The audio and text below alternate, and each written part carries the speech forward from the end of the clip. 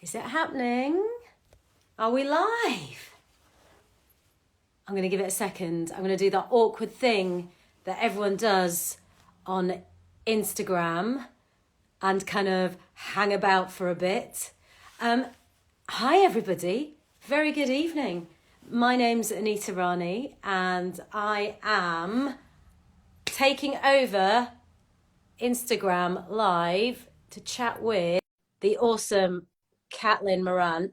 Like, this is my first ever Instagram Live, which is probably not the best thing. It works! Yes!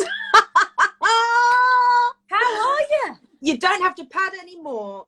The news and the weather's come through. You're all right, darling. I know. I'm great. Hey, let me check out your hair because you were having it dyed special. It looks great. Well, dyed specially, sat at the kitchen table using up the bleach. My daughter was getting her roots done, and I was like, well, waste not, want not. There's a lot left in the bowl. Put it on. Then I put my usual toner on. It's gone blue. I'm now Smurf for Christmas. I'm fully Avatar. Blue, you're rocking it. You're rocking it. It's like, I reckon I can style it out. It's like with anything, isn't it? You make it look like you're meant to do it, and you should be fine. Yeah, I'm still dyeing mine. I've been doing the home hair dye job through COVID, but it's all right. I'm actually just flipping it over one side because I'm going to get the stripe as well. But how much grey have you got? Have you got any? Are you greying yet? Where are you at? Yeah, completely. Well, not loads, but just you can't see them because I've done such a good hair dye job. You have done a great job. I noticed last week that my pubic hair has now absolutely mirrored the hair on top. I've got like a grey streak right down the middle. I've basically got like a badger muff, and I was just quite amused. I was like, oh, I'm so on brand. Love it. I love that you just went straight in for pube chat. Brilliant. That's what I do. It's my USP. I haven't got any. That's not true. That's not true. You do everything. You're like, pubes. We're going to do pubes. I thought you meant you didn't have any USP. I was like, you got millions. I have lots of pubes. Good. Glad to settle that. Anita's got pubes, everyone, and mine look like a badger. We've got 2 facts established already. All right.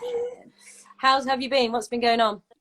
Really good. Yeah, it's just so nice to talk to another human being because I've just been getting all my Christmas deadlines out of the way, and I was like, this was going to be my week for like socializing, and then obviously it's just too dangerous to leave the house. So you're the first sentient human being that I didn't give birth to that I've spoken to for about 5 days. So thank you. Oh, I'm glad you. Well, I have been going out a little bit. I'm actually going to do what you did. Look, you've done something very clever. I'm going to. Yeah, put books there. Look at that. Yeah, I reckon they might fall on your head if they're there. I think you're probably right. Don't worry, I'll just bring them up every so often and do this. Yeah, just casually every couple of minutes. Yes. I have been out. I took my goddaughters to watch Frozen last night, which makes me godmother of the century. Absolutely. And, but yeah, scary. I know, right? It's not happening. Frozen.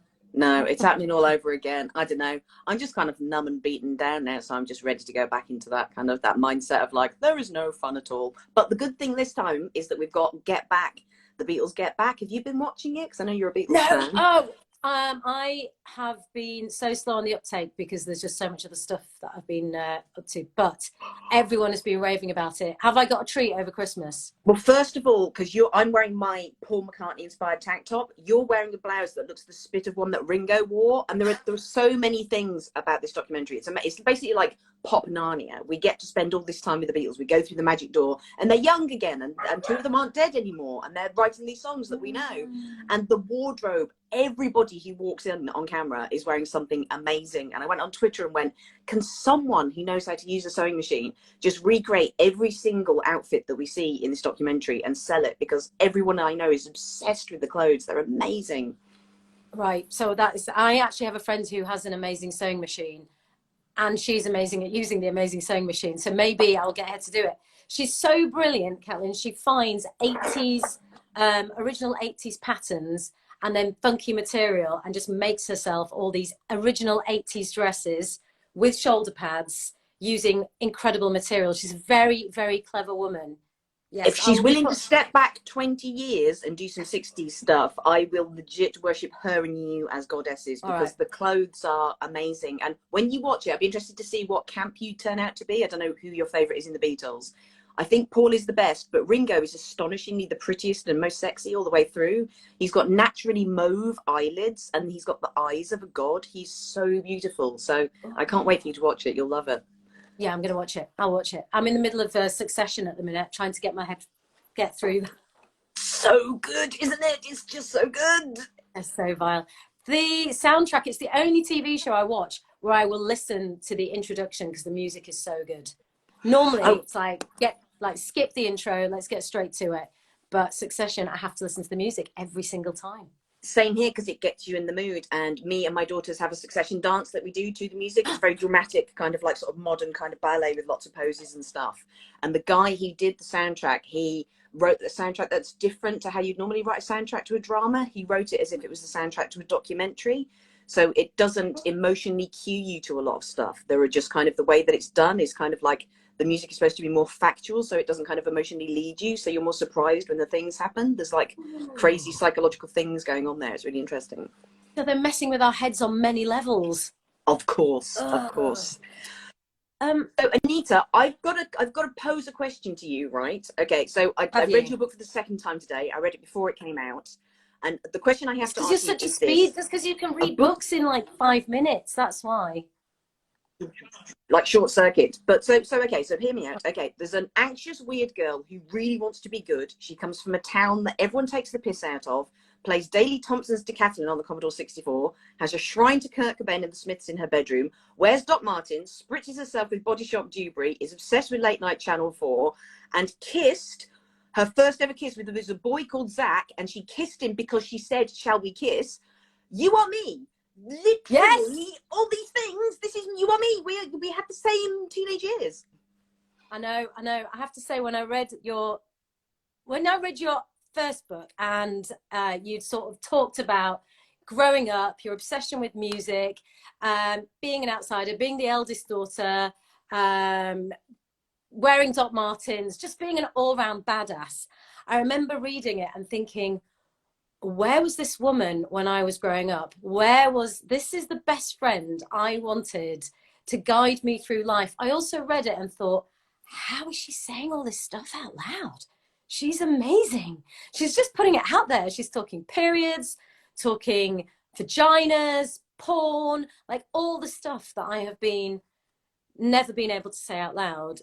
You just put it, and your book was just a moment. And I read it in my early 30s, obviously, when it came out, because we were a really similar age, and just thought, oh my God, well, like so many people.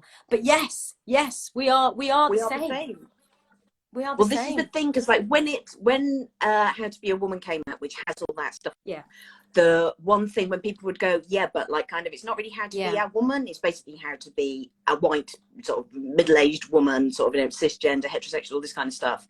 And when people would say that, I would go, yeah, because what I want people to do is like, this is such a stealable template for a book. Like, you just tell the story of your life and do all these jumping off bits where you can, like, you know, talk about all these issues and kind of, you know, and why we are the way we are.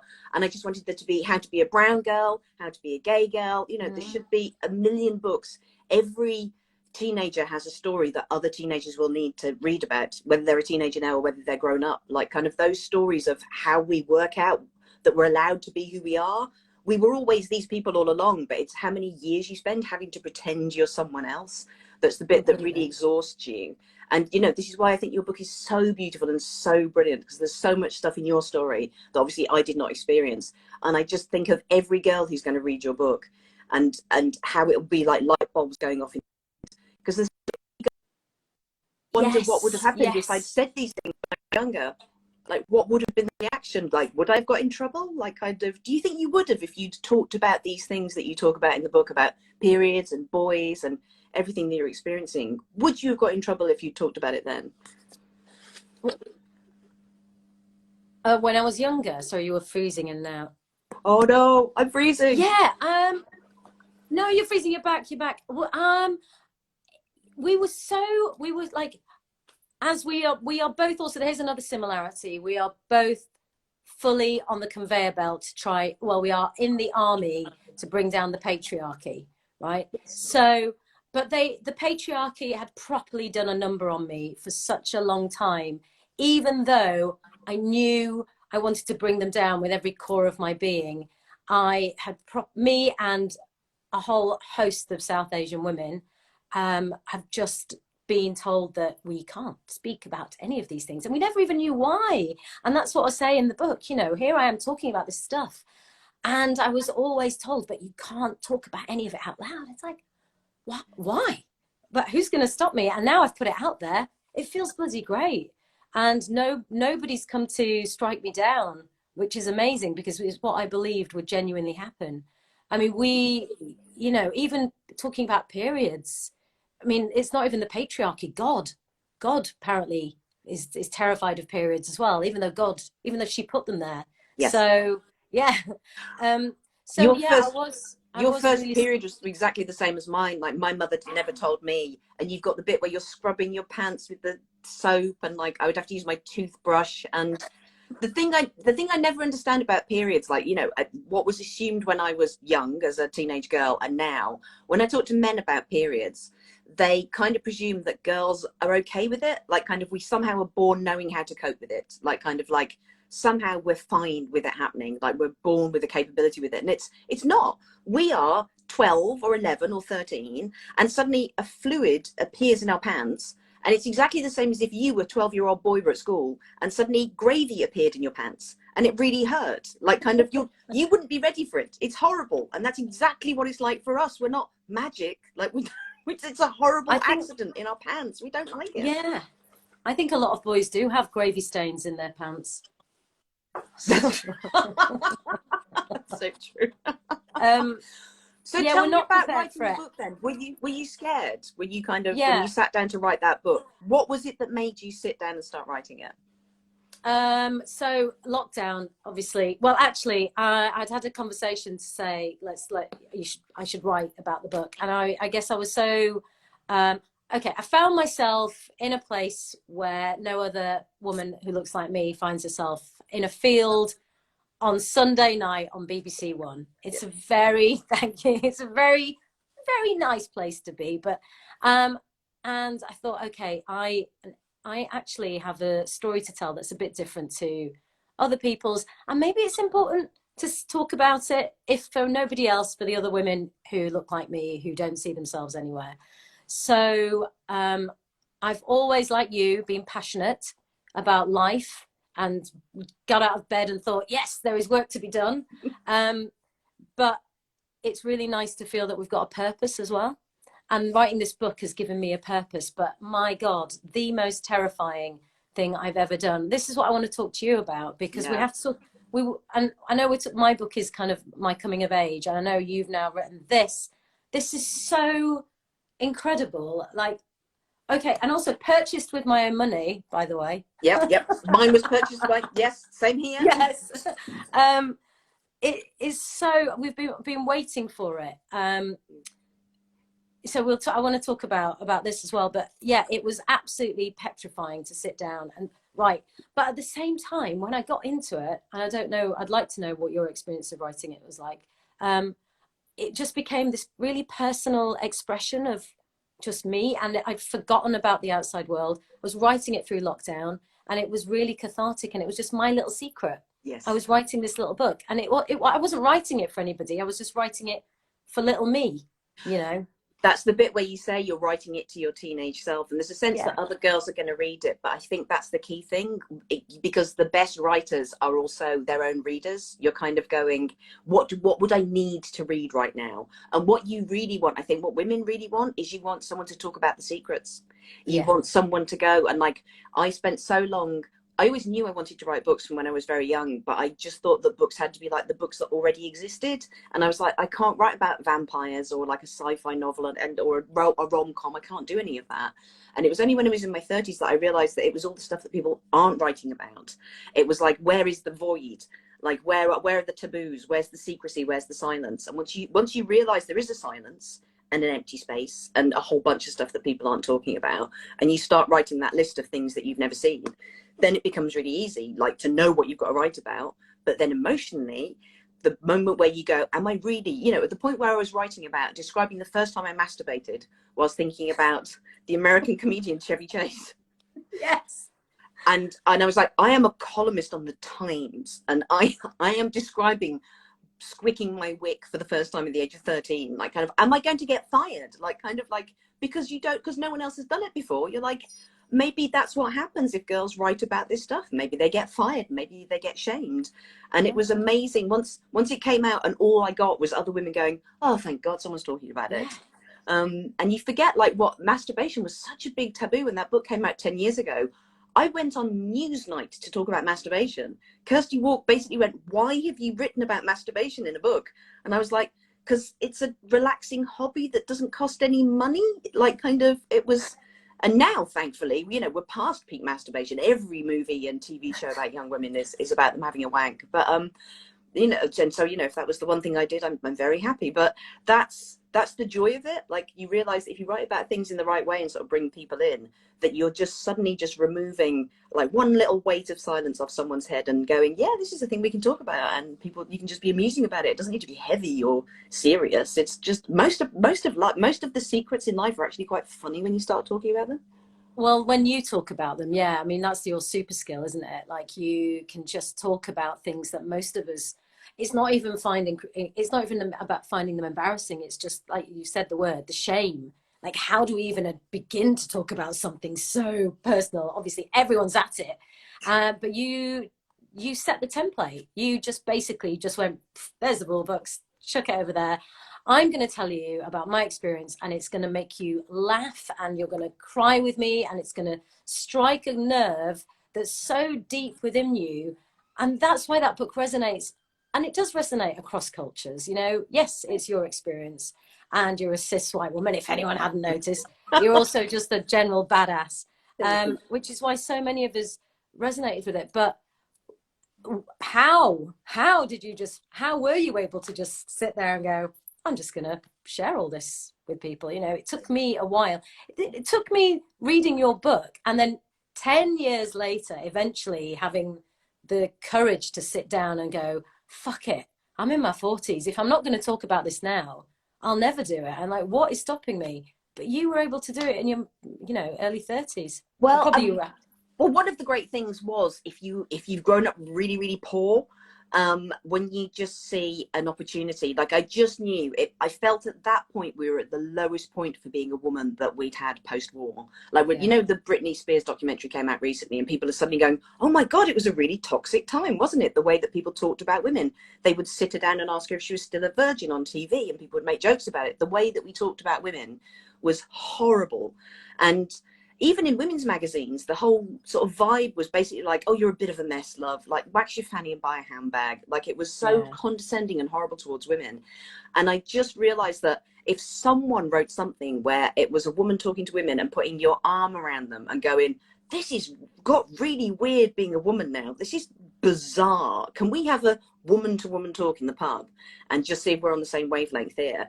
I just felt that women would really appreciate being spoken to with kindness and honesty and like an equal, because I couldn't hear anybody else doing that at that time. So I just wanted to write it as an act of friendship, basically, to women. I wanted to reset the tone so that people were nice about women again, so that women could talk about themselves with pride, so that women could talk about their secrets and just enjoy being women again. It felt like what we were supposed to be as women 10 years ago had become really restrictive and mainly based around wearing crop tops and revealing your abdomen. And I was very much against that, almost on religious grounds. Like, kind of, for me, my stomach is a kind of internal organ, the outside of it. And I feel the same about my upper arms. So the era of the vest top and the crop top was a terrible time for me. And I was like, no, we must reclaim parts of the body that we can always cover with a cardigan. Let's start there. Oh, I love a cardi. I'm so glad that skinny jeans are on their way out as well, that baggy jeans are in. Like, we're basically back to kind of the best of the 90s, baggy, back in Doc Martens, not that we ever left our Doc Martens. No, exactly. Except, if you notice, this is why I worry about the men. The next book I'm going to write is about men, because women have finally overcome the skinny jean. Men have started. Have you seen the trousers that all men are wearing? Like those Love Island super tight. They're not even like leggings tight. They're like tights. And they're walking around in like stockings and slip-on shoes with no socks. And they're Shakespearean. all right. And they're all getting rampant body dysmorphia because we can see exactly what their legs are like and their testicles and their penises because their trousers are too tight. And it's like, men, women have spent 30 years ensuring that you can wear clothes that don't show your body, and you fall into the same trap, guys. Come back to big trouser world. It's much safer there. Yeah. Yes, it is. So the next book is about men, but we've got to talk about More Than a Woman, because this is, Yes. once again, it's time. So, and basically, I can't wait for I'm already like, when's the next one? I basically need all the Catelyn advice. So how different was it writing this one? And why did you decide that it was time for another? Well, because I realised that when I wrote How to Be a Woman, I had the egotism, which is brilliant, of a woman in their early 30s, of thinking I knew everything and that I'd done everything and I was fully formed and I would never change. And so I wrote How to Be a Woman like, this is it, everything you need to know about being a woman. Then obviously 10 years passed and I realised that this shit just carries on. I had presumed in my early 30s that my 40s would be a time of elegance and relaxation. I would mainly spending it having long lunches with and possibly wearing white linen trousers. And as anyone who is middle-aged will know, that's not what middle-aged is like at all, because when you're younger, you have the luxury of all the problems that you're dealing with being your problems, you working out who you are and how you want your hair to be and finding a good bra. In your 40s and upwards, all your problems are other people's problems because you are the person looking after everyone. Your parents are getting older, your friends are going through divorces, if you've got children, they're reaching their teenage years, and you are basically the fifth emergency service. And although the last 10 years have been amazing for feminism and young women, you know, we've got Fleabag and Girls, and there's so many amazing TV shows and movies about young, kick-ass, badass women, the stories stop when you get to your 40s. There aren't really anything about the reality of being in your 40s and how women are basically at that age superheroes, holding the fabric of society together with their bare hands for no pay, and really specializing in these two little words, care and love, which are unpaid and which have no status in society. And we just don't value it at No, all. No, we're not. totally. It's just expected that. Absolutely. To fit it in around everything else. And the older women that I was meeting at signings, 10 years previously, it had been teenage girls who were very troubled, and I would hug them and we would chat. And then the women were getting older, and I'd ask them about their lives, and they'd just go, oh, don't talk about me. Oh, no, I'm just too boring. I don't do anything. I'm too fat. I'm too tall. Oh, please don't look at me. Don't pay me any attention. And I just realized that in your middle age, women tend to shrink and put themselves down. And I wanted to shine a spotlight on them and just go, take up your space. You are amazing. I want to write a book that shows what you do every day so that people know what it is that women are doing in middle age and how they are literally the people who keep the world turning. So that was it was a joyous, I mean, all books are terrifying. I suspect you'll go on to write a million more books and they'll all be brilliant. I can't wait to read them. But if you think they get easier, they really don't. You know, when I was reading it, because in my book I write about Asian women, like my mother's generation, basically. So, as you know, my mum and dad had this factory, and all these Asian women used to sew for them. And this was Bradford in the 80s. And I remember thinking, I don't want to be like these women. I don't want to be like my mum or her sisters. I don't want to be answerable to any man. I don't want to end up in a marriage where I'm having to do absolutely everything and just stay silent. I want choice. I want freedom. And this is not the model that I'm aiming for. And then looking back, and it was, thinking about them, and I did cry a lot when I was writing mine. They're the superheroes, like you say in this. They are the women that are just never spoken about. And these women in Bradford, these Asian women in the 80s, no, not only were they not thought about, they were completely ignored. They were sort of ghosts of society. I think people just didn't know that these women existed, and if you saw them, I don't know what people thought, but not that they had any lives or personalities or wants or desires or anything other than just looking after everybody else. Oh God, totally. If you talk to any Asian female actor, she will just tell you that the only roles you get is like being a kind of noble, lovely mum who just shouts no at the horrible patriarch when they try and fix up an arranged marriage. But the idea of like you seeing that character, like, making jokes or talking about her past or what she wants, or kind of, getting some kind of scheme of her own going, and kind of like, just being the boss of something. I mean, just those roles just don't exist, do they? We don't see it. And that old saying, I cannot be what I cannot see, like kind of like until you see lives brought into the spotlight, you just think, those people are invisible to you. Yeah. I love the thing you said in the book about about the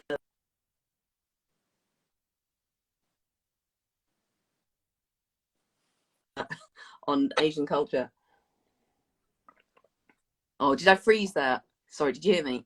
Yeah, you did. Go on. I'm trying to kind of smile along, like, oh, it's going to catch up I in a know, minute. yeah, I And you can did. tell. Go Your on, tell smile me goes a again. bit like this. I can tell when I'm freezing. Now, my favorite bit when you're talking about That's when my you talk, presenter smile. That's yes, my TV. That's my TV presenter smile. yeah, that's the VT's gone Go down. on. Smile, yeah, and to keep smiling. Then one of my favorite bits in the book is where you're talking about how Asian families, basically the royal family is like an Asian family. If you look at the Oh, kind of the values that the royal family have, can you explain that? I've got the bit to read yes. out loud if you can't remember it. But Basically, the royal family is your typical Asian family because they have the matriarch at the top who basically commands everything, the queen, and they're a big joint family, so they all live together in a giant shoe.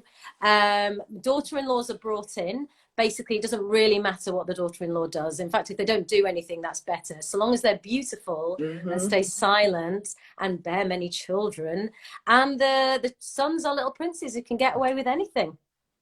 So, It's so true. absolutely anything. I And just thought that would be such a great idea for a sitcom, just kind of having, or just a sketch in something. Like, if goodness gracious me was still around, if you just had the Asian royal family and you realize that every single character and priority in that family is exactly the same. I thought it was such a beautiful observation. It was so yeah, funny. well, even to the point where the whole Meghan Markle stuff was happening, there was loads of stuff going on Twitter and on Instagram where people were like, this is basically every Bollywood drama you've ever known. Like, okay, daughter-in-law that the family sort of disapproves on moves in, and now there's a big hoo-ha. And of course, she's to blame for everything. Because of Yes. course their son couldn't possibly want to live on his own or have a life of his own or even have a thought of his own. It's this woman that's come in and completely twisted his head. And so, yeah, we were just, yeah, it was a giggle. And, that happened to my mum.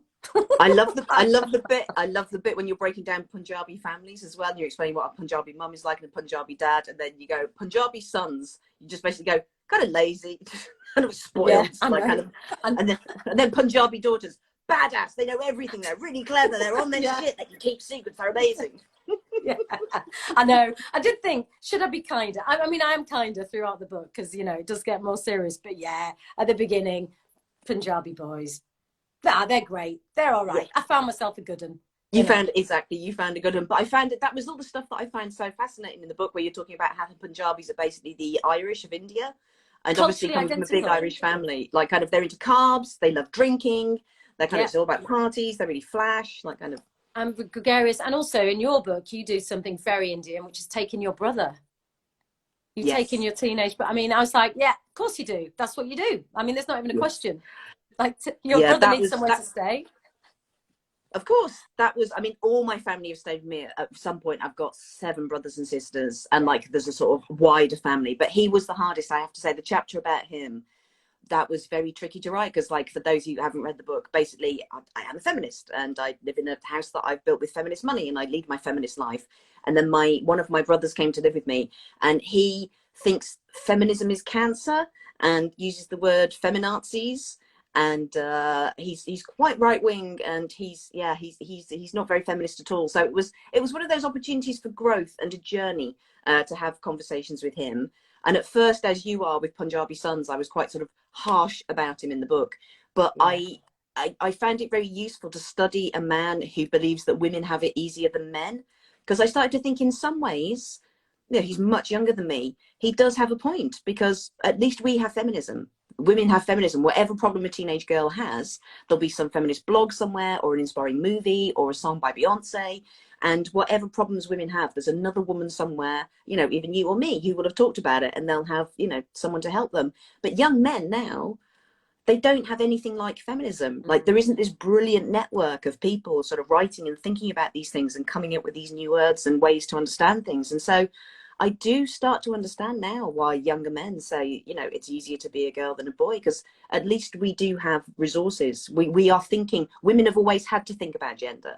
We've always had to think about how we'll have to change and improve our lives. Men haven't gone through a process like that yet, and it's left our youngest men really, really vulnerable at the moment.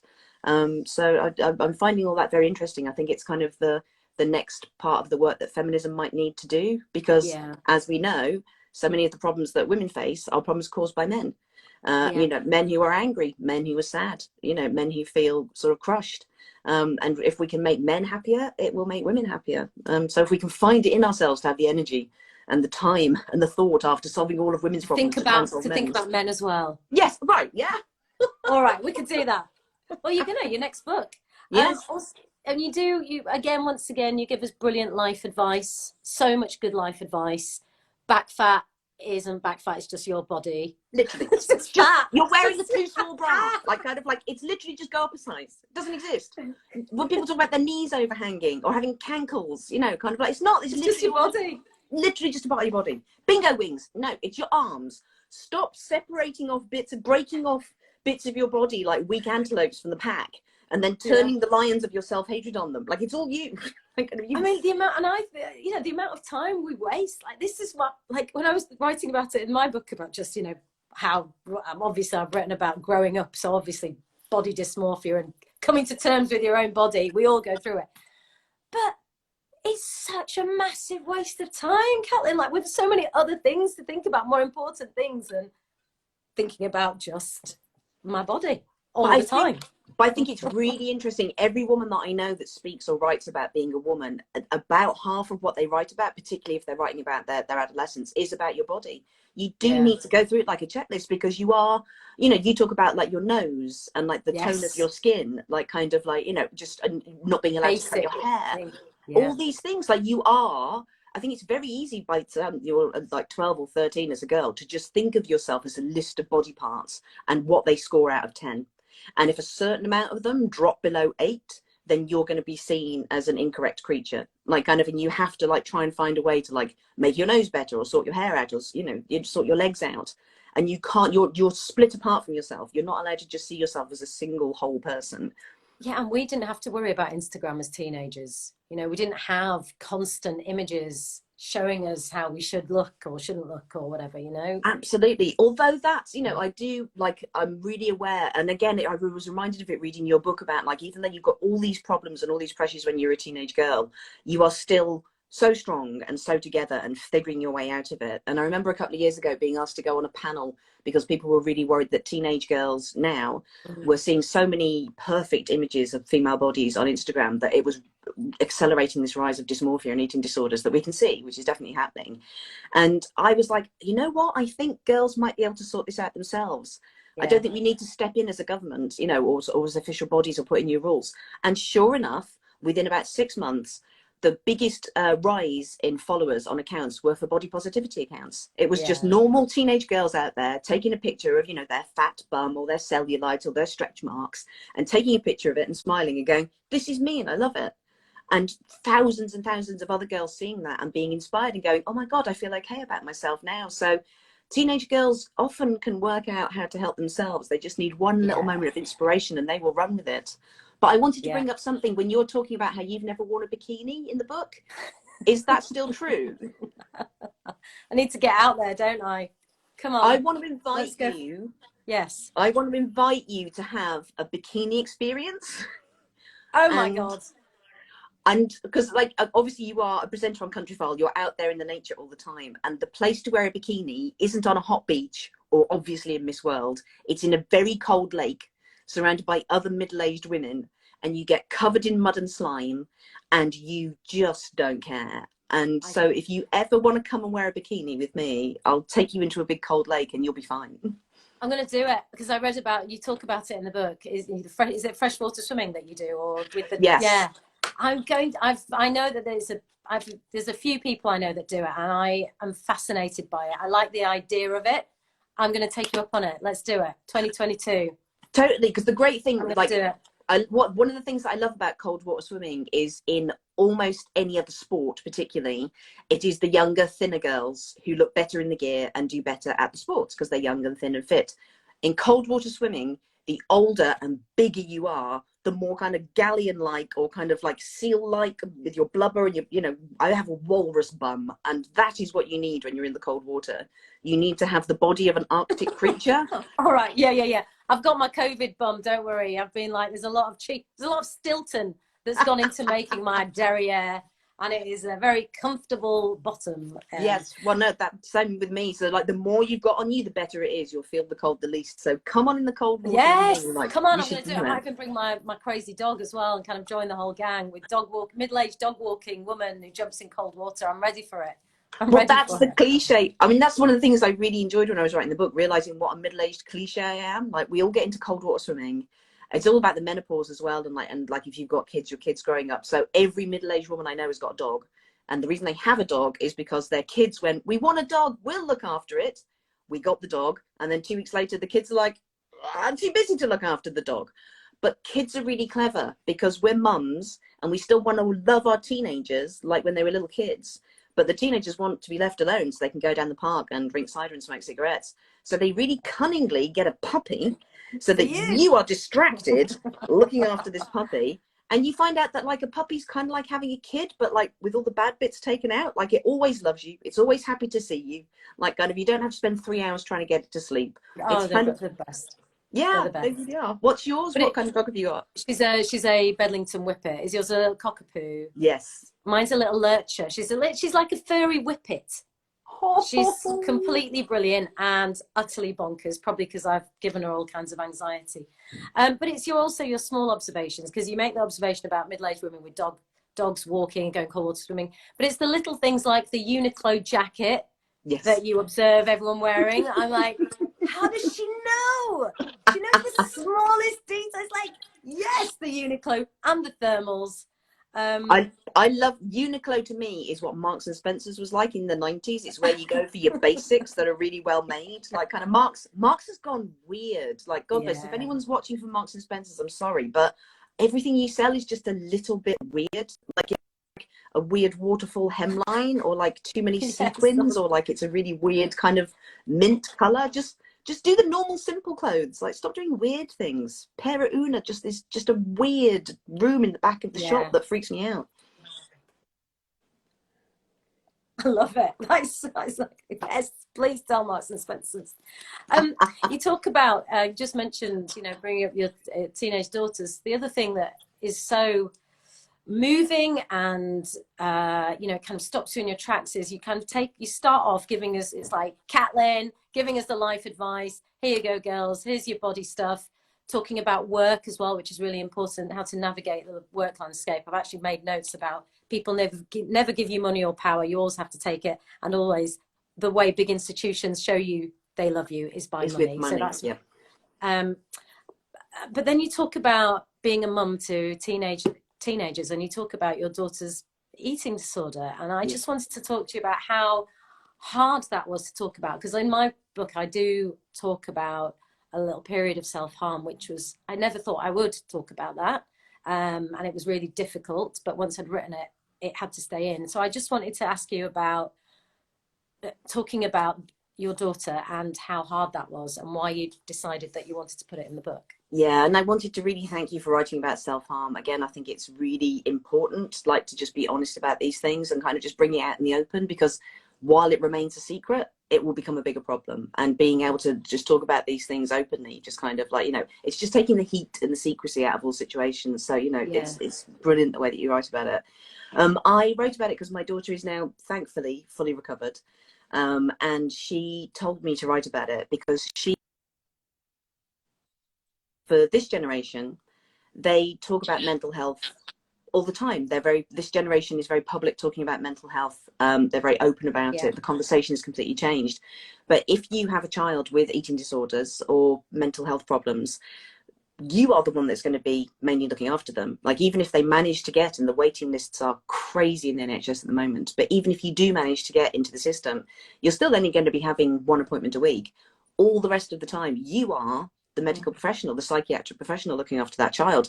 And if you don't know how to talk about it, and if you don't know how to help them, you're probably going to make the situation worse, which is what I did, because I didn't realize what I had to do to help her in the beginning. I just thought I had to parent her. And so if a child is doing something harmful, you either, you discipline them, you punish them, or you shout at them, or you try and advise them, you give them all this information, or maybe you show that you're upset so that they realize that their behavior is damaged. And none of those things will work if you're dealing with someone who's profoundly anxious and depressed. What I realized is that I was scared of her sadness. Because ultimately, for those who don't know, an eating disorder is someone who is very depressed and anxious, and they can't talk about it anymore, and they basically have to start showing you. It's a way of communicating without words. And so your job as a parent is to try and take it back a couple of steps and get it so they can start talking about it again, and they don't need to keep showing you how unhappy they are. And the reason that she had not been able to talk about it to me was because I was scared of her sadness. I grew up in a family where if you were sad, you were supposed to make a joke about it and crack on. And luckily, I never suffered from a profound mental illness, but that attitude does not work if you're dealing with someone who has a profound mental illness. So I had to learn to be able to sit down and basically look her in the eye and go, you are sad. This is terrible. I am so sorry. I love you. I'm going to be with you all the way through this. Let's talk about it. And that, you know, and that took me 3 years to learn, and I could not find that advice anywhere. And since I've written about it, I have had the biggest response for anything that I've ever written about. Thousands of parents contacting me going, thank you, I didn't understand it. No one had ever explained it to me in these terms before. You know, now I can have a conversation with my child. Now I know how to open this up. So many parents who just hadn't talked about it at all with their children because they were so scared of saying the wrong thing. So that was the greatest, you know, of all the things. The thing I wanted to do most, I like to entertain, you know, I like to make people laugh, you know, I like to sort of break secrets apart. But the thing I love to do most is be useful. And I feel that was one of the most useful things that I've ever written. And I just thank her for being, you know, gracious enough and annoyed with me enough to go, Mum, you need to write about this because you screwed up quite a lot. So can you write about how you screwed up so that no one else does it? Good, Anna. They're obviously amazing, just like their mum. I mean, you are incredibly useful. You're the best. You know, and I'm not surprised that so many parents got in touch with you, because I was reading that thinking this is incredible, and how important that you, and it's the way you talk about it as well. And and you're right, you know, just that when you wrote about how most parents, well, we were brought up, I was brought up the same as you, being told to just be happy. Yeah. Even now, my mum, love her, she's like, just be happy. Like, okay, Mum, I'll just be happy. I'll just do because that. that's what she would have been told to do. Yeah, exactly. And I remember talking to a very wise friend who was going that, like, kind of like, in families, hurt is passed down for generations and generations and generations. All these sadnesses and anxieties started 1,000 years ago. And the best thing you can ever hope for in a troubled family is to be the one that goes, it stops here. Like, this is the generation where it stops. I'm going to be a sieve, and I'm going to catch all the stuff that's rained down on me from my parents and their parents and their parents, but I'm going to make sure it doesn't get into you. And you'll never do that 100%. It's impossible. But like, once you're aware that that's your mission, like, kind of, it makes it a bit easier. Well, you've done that for everyone with your books. You know, you're kind of like, right, I'm just going to talk about it because no one else is doing it. So let's put it out there. And I'm trying to do that with my for the South Asian community, and I have had an amazing reaction. Just one thing I talk about is, like, growing up, I would always hear my aunties, who were teenagers at the time, whispering about all these girls that had run away. That was always the gossip. So and so's daughters run away, and it was the worst shame that any daughter could bring on the family, is running away. And right, look, I'm like, they didn't run away. They just walked out to live their own life. That's it. Let's kind of just change the lens. Let's stop turning this into a situation that it's not. Let's all kind of take a breath and, you know. I love the phrase that you've got for them. You call them the illuminati. The illuminati. It's such a brilliant word. Like, kind of like, because it seems like you've got it coming both ways, because you've got the patriarchy, but you've also got the illuminati. You've got it coming from both sides, haven't you? Oh yeah, the illuminati, they uphold the patriarchy, but then, you know, and they are, when they get together, you know, they can be a terrible source for just making your young life absolutely miserable. All they want to do is get people married off. However, you know, you then kind of sit and think that each one of these women obviously has their own story and their own trouble. And you talk an intergenerational trauma, which is carried through the generations. And that's why I have to talk about partition in my book, and the trauma of, whoops. Hey! Anyway, at that point, trauma. Wow, that was like a spiritual moving of the force. That's where the blue tacked phone that I've got on my camera fell off.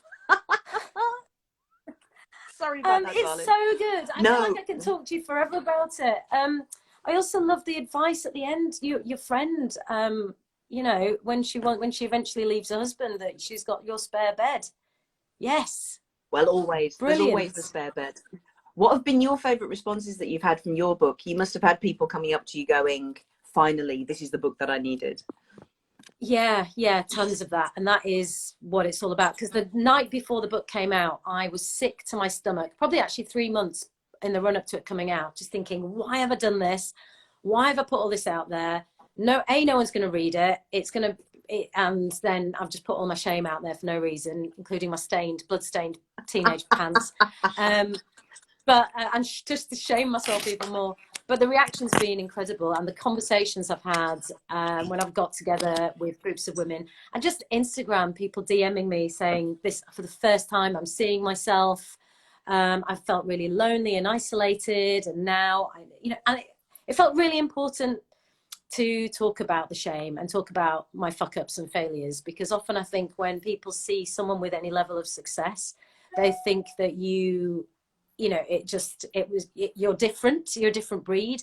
Yeah. And so to go, you know what, I come from nothing, and it is as much about class as it is race, Totally. And I used to steal shopping trolleys and drink Morrison's own dandelion and burdock, which is still the best.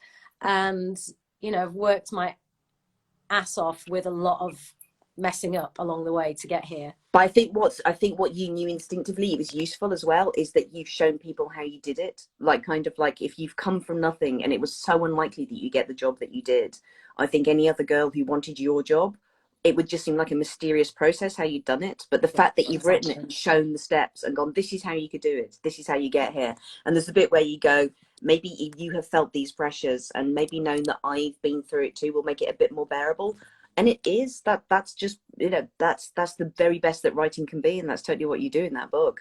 And I can tell you now, the pre-publication terror is what everyone feels like. The day before publication, I am always looking at how I could change my name and go live in another country the day before it comes out, just because you always think that you've probably ruined yourself every single time.